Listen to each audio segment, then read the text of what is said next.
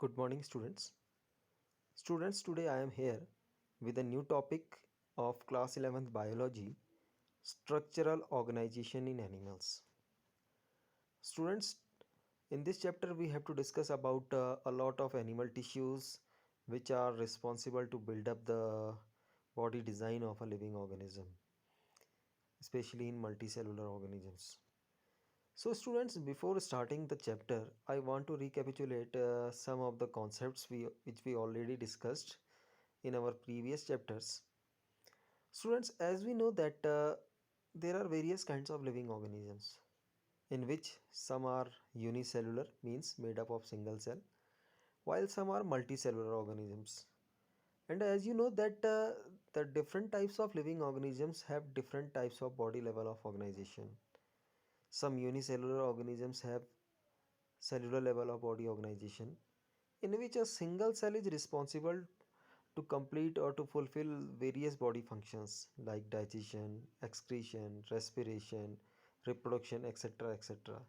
So here where a single cell is responsible for completion of various body function, then we can say that it's a cellular level of body organization. While in some complex multicellular organisms, ठीक है, the particular functions are performed by a group of cells, means tissues are responsible for performing a specific kind of function, while there are some more complex organisms in which some tissues are making some specific kind of organs, and these organs are responsible for performing a specific kind of functions. And more complex organisms like human beings like us, various organs are combining together and they are forming a system, and the whole system is responsible for completion of a particular work.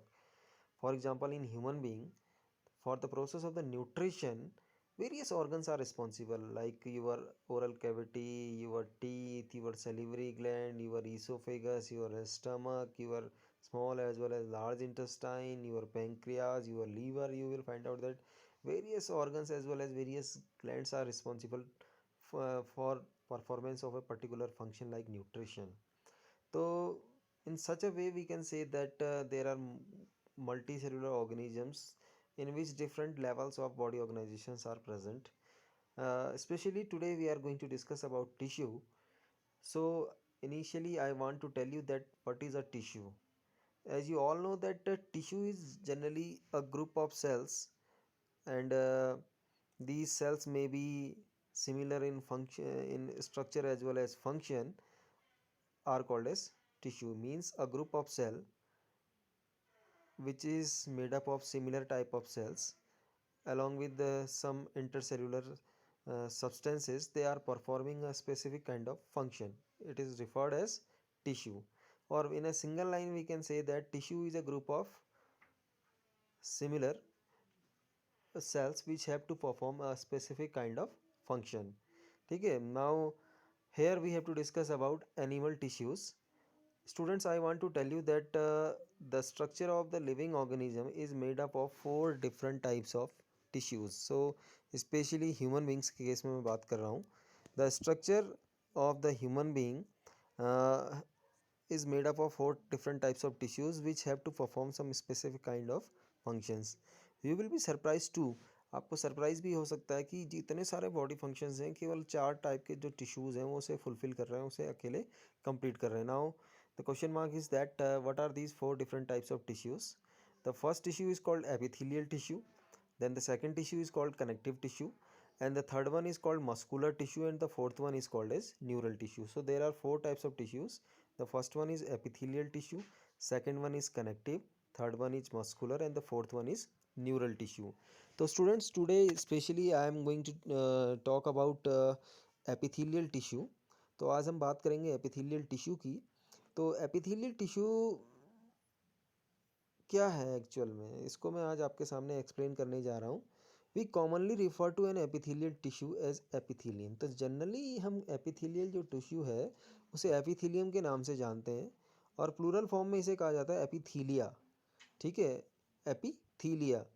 Okay, this tissue has a free surface which faces either a body fluid or the outside environment, and thus provides a covering or lining for some part of the body. तो I mean to say that कि ये जो epithelial tissue है, जाहिर सी बात है कि कोई भी टिश्यू है तो उस टिश्यू के पास दो सरफेस होंगी।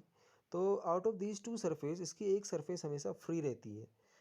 The lower surface is connected with the membrane, basement membrane, and the outer surface is basically free. And either it is in the contact of the outside environment, or it is contact with if it is present in the inner cavity of the body, so it is present in the various body fluid. ठीक है। Okay, तो the it provides mostly, it is mostly covering tissue, तो ये किसी भी surface को cover करने का काम करता है। और it provides a lining of the various parts of the body. Suppose you are touching your skin, तो स्किन को टच करो तो स्किन का एक जो पार्ट है वो तो बेस मेम्ब्रेन के साथ आपका अटैच्ड है, और जो दूसरी सरफेस है उसकी वो सरफेस बिल्कुल आउटसाइडेड लोकेटेड है, इन्वायरमेंट के कॉन्टैक्ट में है। Similarly if you will open your mouth, तो माउथ को ओपन करते हैं तो एक सरफेस तो इसकी क्या है, अब आप माउथ को ओपन कीजिए और अपनी टंग को टच कराइए माउथ की ओरल कैविटी की सरफेस के साथ, तो you will find out that one surface which you are touching is the outer surface, and it is contact with the saliva and various food particles or the outer environment, we have to say that, while the inner surface is attached with the basement membrane. तो यानी कि जो आपका epithelial tissue है, epithelial tissue has two surfaces. One outer surface is always in contact of either the body fluid or outside environment, ठीक है, and provides the covering to the body as well as lining to the various body tubes, ठीक है। And one more thing very important for the view of epithelial tissue, epithelial tissue को बनाने वाली जो cells होती हैं, these cells are compactly packed and there is no or very little intercellular space is there in between the cells. यानी कि intercellular space जो इन सेल्स, क्योंकि टिश्यू है तो ग्रुप ऑफ सेल्स होगा, तो इन ग्रुप में जो सेल्स होंगी उन सेल्स के बीच में इंटरसेलुलर स्पेस ना के बराबर होगा या बहुत कम होगा, ठीक है। And especially we can classify epithelial tissue in two different types, simple epithelium and compound epithelium tissue. तो हम कह सकते हैं कि we can classify epithelial tissue into two types, simple epithelium and compound epithelium. Now what is the difference between simple and epithelium? Simple epithelium is composed of a single layer of cells and functions as a lining of our body cavity, duct and tubes, ठीक है। तो very simple, ऐसा tissue जिसके पास केवल एक ही layer हो cells की, यानी which is composed of only one layer of cell, such kind of epithelial tissue which is composed of only one layer of cells, it is called a simple epithelium tissue. And it is basically present at the skin, as well as it also covers or it also makes the inner lining of the various body cavities, various ducts, various tubes, ठीक है। while the another kind of tissue is called compound tissue, तो क्या difference होना चाहिए, बड़ा simple है। Compound epithelium tissue is consist of two or more layer of sales, यानी इसमें सेल्स की एक से ज़्यादा लेयर नजर आएगी। Here in the diagram if you are observing, तो आपको सेल्स की केवल एक ही लेयर नजर आ रही होगी, तो इसका मतलब ये कौन सा टिश्यू है, आपका सिंपल एपिथेलियल टिश्यू है। ये एक से ज़्यादा अगर सेल्स की लेयर होती है, एक के ऊपर एक सेल होती है, उसके ऊपर एक सेल और होती है, उसके ऊपर एक सेल और होती है, if multiple cells will be there, multiple layer of the cells will be there, then it is called as compound epithelial tissue and it is also protective in function, ठीक है। तो today specially we are going to discuss about only simple epithelial tissue. आज की video में मैं केवल simple epithelial tissue आपके साथ डिस्कस करने जा रहा हूँ। तो बात करते हैं सिंपल एपिथेलियल टिश्यू की। तो on the basis of the structure, function और modification, the simple epithelial tissue is divided into three types. तो जनरली स्ट्रक्चर, या जनरली अगर सबसे सिंपली अगर मैं बात करूँ तो शेप ऑफ सेल्स कह दूँगा सीधे सीधे, ठीक है। तो शेप ऑफ सेल और स्ट्रक्चरल मॉडिफिकेशन के बेसिस पे जो सिंपल एपिथेलियल टिश्यू है, it is divided into three types. What are these three types? Squamous, cuboidal and columnar. What are these three types? Squamous, cuboidal and columnar. तो पहले बात करते हैं स्क्वैमस की। Squamous epithelium is made up of single thin layer of flattened cell with irregular boundaries. Now here in the diagram you can see that, तो ये squamous का है, ए डायग्राम जो आप देख रहे हैं वो स्क्वेमस एपिथेलियल टिश्यू का है। तो आप यहाँ देख सकते हैं कि this squamous epithelium tissue is made up of single layer of cells, तो एक ही लेयर है सेल्स की, आपको साफ साफ नजर आ रहा होगा, ठीक है। And this layer is very thin, this layer is very thin and the cells are very flat, बिल्कुल फ्लैट सेल्स हैं, बिल्कुल हमारी जैसे बुक का पेपर बिल्कुल फ्लैट होता है तो उसी तरह से आपको फ्लैट सेल्स नजर आएंगी। And they have no regular boundaries, तो means they have irregular boundaries. And इनकी लोकेशन के बारे में बात करें तो ये बॉडी के कौन से पार्ट्स में आपको देखने के लिए मिलेंगी? They are found in the walls of the blood vessels, air sacs of the lungs, and are involve in a function of forming diffusion boundary. तो बहुत पतली हैं, बहुत फ्लैट हैं, ठीक है। तो इसलिए कहाँ मिलेंगी आपको? ब्लड वेसल्स या ब्लड कैपिलरीज की जो वॉल्स होती हैं यहाँ पे देखने के लिए मिलती हैं, क्योंकि ब्लड कैपिलरीज को बनाने वाली जो वॉल है उसकी वॉल में आपको देखने के लिए मिलेंगी। सिमिलरली आपके रेस्पिरेटरी ट्रैक में जो एल्वियोलर सैक होते हैं, उन एल्वियोलर सैक में आपको ये देखने के लिए मिलेंगे। और इनका मेन फंक्शन क्या है? ये डिफ्यूज़न की प्रोसेस बड़े आसानी से कर देती है। तो ये डिफ्यूज़न की प्रोसेस को, क्योंकि ब्लड वेसल्स में कई सारी चीज़ों का डिफ्यूज़न होता है, कई सारी चीज़ें ब्लड में रिलीज़ करनी होती हैं, कई सारी चीज़ें ब्लड से बाहर निकालनी होती हैं, तो वहाँ पे इसका रोल है। ऐसे एल्वियोलर सैक में गैसियस एक्सचेंज होना है तो ये सिंपली डिफ्यूज़न करने में मदद करती हैं, ठीक है। तो here is the first one, squamous. Squamous means flat single layered cells with irregular boundaries. दूसरा होता है आपका cuboidal epithelium. Cuboidal epithelium is it is मतलब सिंपल है तो जाहिर सी बात है कि ये भी सिंगल लेयर्ड होगा। तो cuboidal epithelium is composed of single layer of cube like cells. तो शेप से ही समझ में आ जा रहा है, क्यूबॉइडल का मतलब है क्यूब लाइक सेल्स, यानी क्यूबॉइड इसकी क्या होंगी? सेल्स होंगी। And these are commonly found in the duct of the glands and tubular part of the nephron in the kidneys. And its main function is secretion and absorption. तो cuboidal जो epithelium है इसको बनाने वाली जो cells होंगी, these are of cuboid shape. And जो इनकी लोकेशन है basically you will find out them in the ducts, various ducts of glands. तो कई सारी जैसे हमारी ग्लैंड हैं, एक्सोक्राइन ग्लैंड्स हैं, ठीक है, ये एंडोक्राइन ग्लैंड्स हैं, तो उनकी डक्ट में ये प्रेजेंट होगा। इसके अलावा ये जो किडनी से हमारी नेफ्रॉन निकलती हैं, किडनी में हमारे नेफ्रॉन होते हैं, नेफ्रॉन की जो ट्यूब्यूल्स होती हैं डीसीटी और पीसीटी, बेसिक स्पेशली पीसीटी, तो पीसीटी में आपको ये देखने के लिए मिलेंगी, ठीक है। और इसके अलावा ये आपके स्मॉल इंटेस्टाइन में विलीज होती हैं, माइक्रो विलीज होती हैं, जहाँ पर कि एब्जॉर्प्शन का काम होना होता है, तो वहाँ पर आपको एक प्रेजेंट मिलेंगी। तो जाहिर सी बात है कि इनके दो जो मेन फंक्शन है, इनका मेन फंक्शन है कि सिक्रेशन करना चीज़ों का और चीज़ों को एब्जॉर्ब करना। एब्जॉर्प्शन और सिक्रेशन दोनों इनका काम होता है। अब मैं बात करने जा रहा हूँ लास्ट और थर्ड वन, इसको बोलते हैं कॉल्यूमनर एपिथेलियल टिश्यू, ठीक है। Columnar epithelial tissue is composed of single layer of tall and cylindrical cell. Here in the figure you can see that, ठीक है। D1 the figure is representing आपका columnar tissue को ये show कर रहा है, सी और डी दोनों कॉल्यूमनर को शो कर रहा है।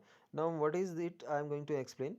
तो columnar epithelium is composed of a single layer of tall and slender cell. तो लंबी लंबी टॉल और सिलेंड्रिकल शेप की सेल होती हैं। Their nuclei are located at the base. और इनमें बेसिकली क्या होता है, जो इन सेल्स का बेसमेंट मेम्ब्रेन की ओर जहाँ पर इसकी सरफेस होती है, तो उस बेस की तरफ क्या होते हैं, इसके न्यूक्लियस प्रेजेंट होते हैं, ठीक है। And free surface are have microvilli. तो फ्री सरफेसेस के पास माइक्रोविलीज होती हैं। They are found in the lining of the stomach, intestine, and help in the secretion and absorption. तो ये भी कहाँ मिलती हैं आपको? इंटेस्टाइन में आपको देखने के लिए मिलेंगी, आपको या स्टमक की इनर लाइनिंग में, एलिमेंट्री कैनाल में ये देखने के लिए मिलेंगी। They are also performing both functions, secretion as well as absorption. Now in D1 figure, if you are observing that the free surface have some fine hair like structures at the top, ठीक है, these are called as सीलिया। अगर columnar या cuboidal epithelial tissue के पास अगर hair like structures present होते हैं, then such kind of tissues are called as ciliated. Because of the presence of cilia, these are called as ciliated epithelial tissue. And the function, their function is to move particles or mucus in specific direction over the epithelium. और इनका काम क्या होता है actually, what is their function? Their function is to move particles or mucus on the surface of the epithelial tissue, and these are mainly present in the inner surface of the hollow organs like bronchioles और fallopian tube। तो basically आपने देखा होगा जब fallopian tube है, क्योंकि human जो egg होता है इमोटाइल होता है, तो ओवरी से रिलीज होने के बाद फेलोपियन ट्यूब तक में जो आगे की ओर मूवमेंट करता है, इसी सीलिया की हेल्प से इसमें मूवमेंट होता है। इसके अलावा जो आपके ब्रोंकियोल्स की वॉल्स हैं उनमें भी सीलियास प्रेजेंट होते हैं जो म्यूकस को मूवमेंट करने में हेल्प करते हैं। So in this way today we discussed about simple epithelial tissue, and I am just recapitulating it very quickly. Simple epithelial tissue is a tissue which is made up of single layer of cells, and it is of three different types: squamous, cuboidal, and columnar. Squamous is a single layered flat cell tissue, while cuboidal is cuboid, is a epithelial tissue which has cube shaped cells, while the columnar is a long tall cylindrical tissue, ठीक है, having the nuclei towards the basement membrane. So I am concluding myself today. I think this is enough for today. Once again, I will meet you tomorrow with the next video. Till then, thank you, bye bye, and have a nice day.